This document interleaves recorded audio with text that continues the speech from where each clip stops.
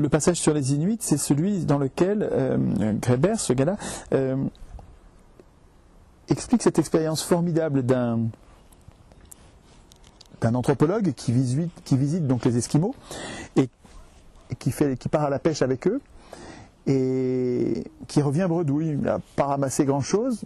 Et quand il rentre à son igloo, sa tente, il trouve plein de poissons, parce qu'un autre qui a eu une bonne pêche a fait un tas de poissons et lui a donné.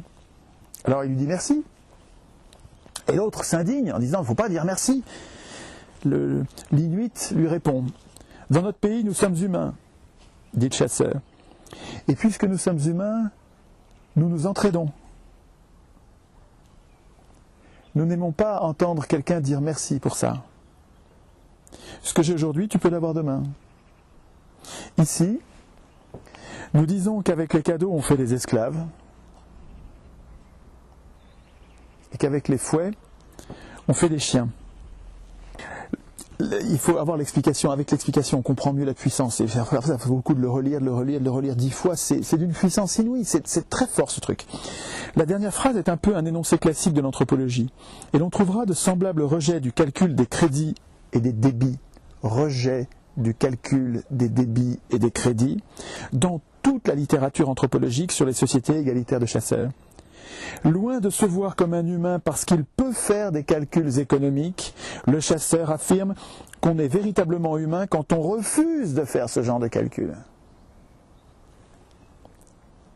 Quand on refuse de mesurer ou de garder en mémoire qui a donné quoi, à qui, justement parce que ces comportements vont inévitablement créer un monde où nous allons entreprendre de comparer puissance à puissance, de les mesurer, de les calculer, et puis de nous réduire mutuellement, progressivement, à l'état d'esclaves ou de chiens par la dette.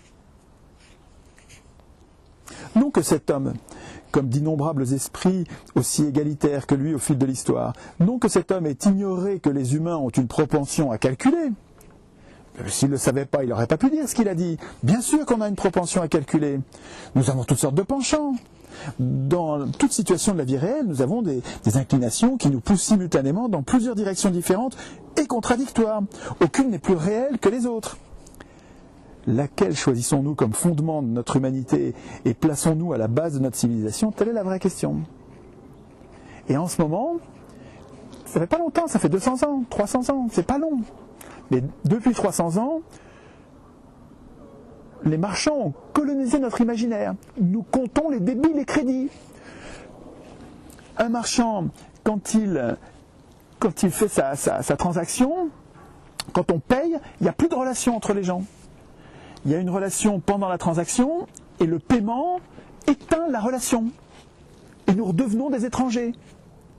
Alors que les humains, depuis la nuit des temps, ce que racontent les anthropologues, c'est fabuleux, c'est que les humains, avant que les marchands ne nous colonisent et ne nous déshumanisent, les humains savaient l'importance qu'il y avait à ces micro-obligations réciproques permanentes.